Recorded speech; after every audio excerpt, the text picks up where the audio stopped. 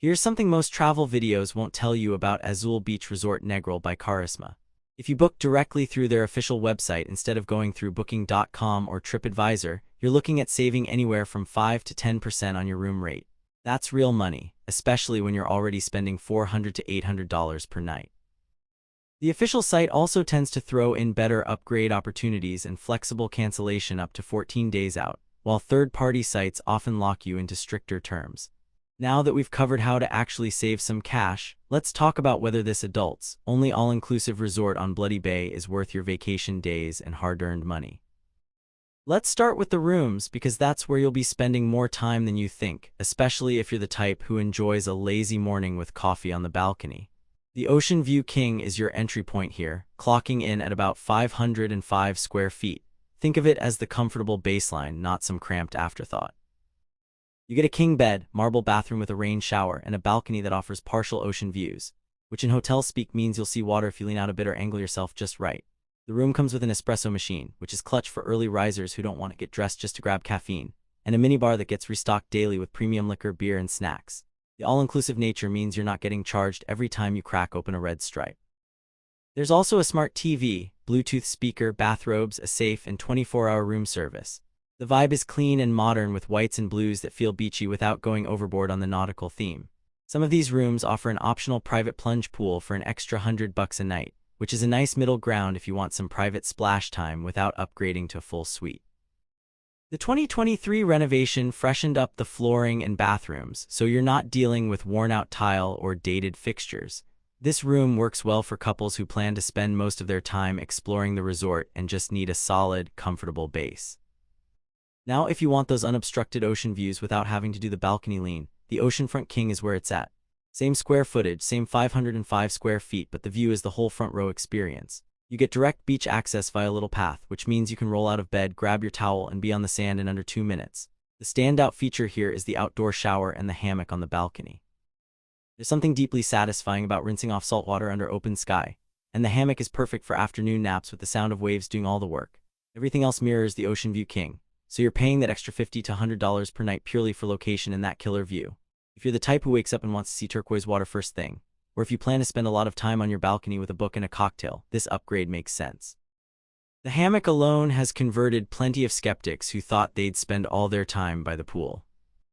The Oceanfront Swim-Up Suite takes things up a notch with about 592 square feet and a private infinity plunge pool right outside your ground-level door.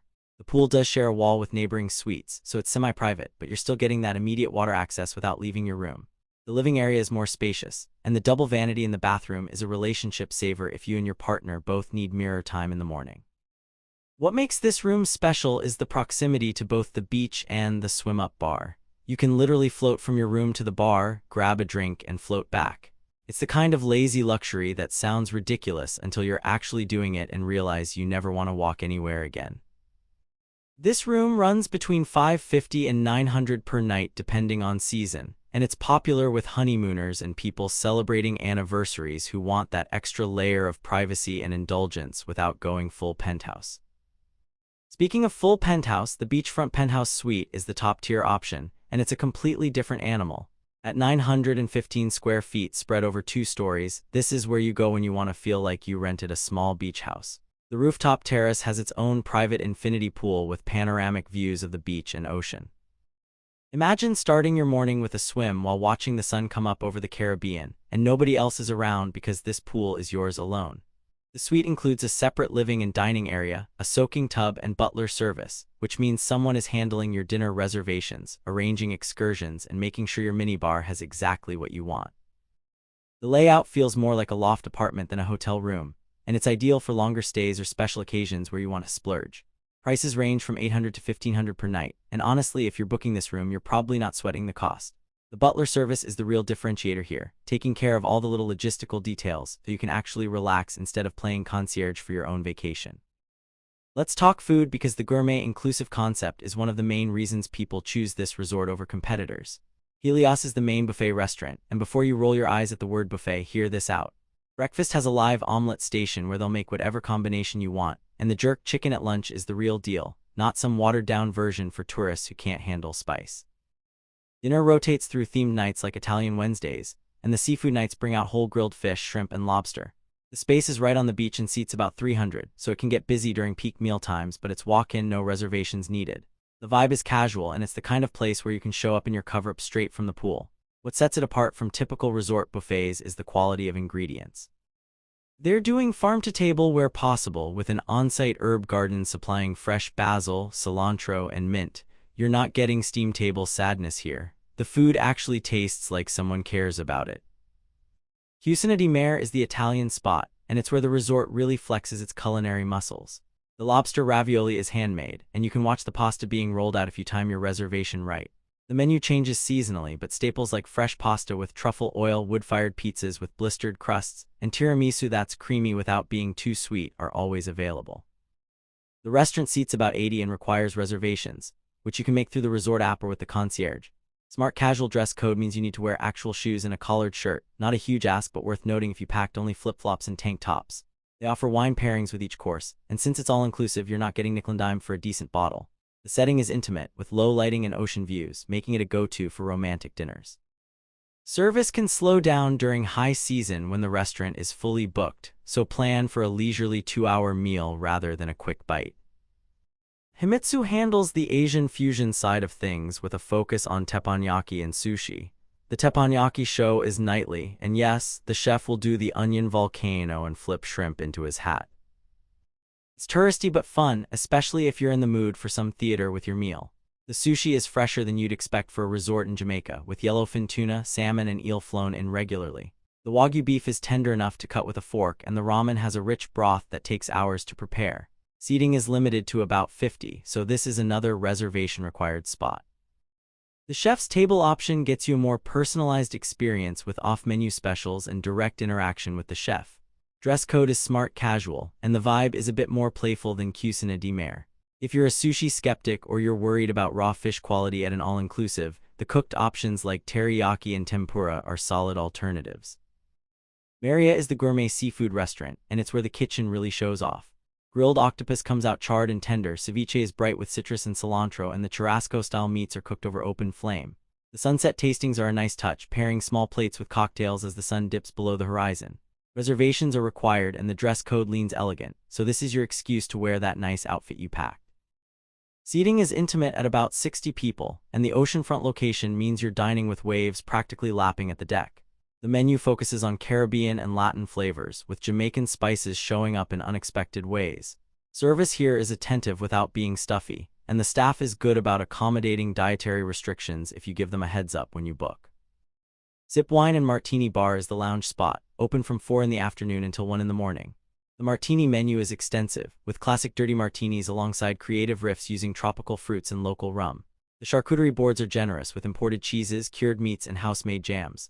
Live jazz on Friday and Saturday nights adds to the ambience, and it's a popular spot for pre-dinner drinks or a nightcap. Dress code is casual, and the space seats about 70, so it can fill up during prime evening hours. The bartenders know their stuff and are happy to make recommendations if you're not sure what you want. Overproof is the beach bar, and it's exactly what you want when you're sandy and sun-drunk. Jamaican rum flights let you sample different distilleries, and the cocktails lean tropical with fresh fruit and generous pours. Swim-up service means you can order from the pool without getting out, which is dangerous in the best way. It's open from 10 in the morning until midnight, and the vibe is laid back and social. This is where you'll meet other guests and swap travel stories. Nectar is the pool bar, focusing on smoothies, mocktails, and healthy boosts like wheatgrass shots and protein shakes. It's open from 10 until 6 and caters to the wellness crowd who want something lighter between meals. The pool situation here is well thought out. The main infinity pool is adults only, obviously, since the whole resort is 18+. It's massive at about 1,200 square meters, with depths ranging from 1.2 to 1.5 meters, so you can actually swim laps if you're motivated. The swim-up bar is integrated into the pool, and there are submerged loungers where you can sit in the water with a drink. The pool is open from 7 in the morning until 10 at night year-round, and towel service is included with waiters circulating to take drink orders. The quiet relaxation pool is smaller at 400 square meters and 1.2 meters deep, designed for people who want to float and read without the social scene of the main pool.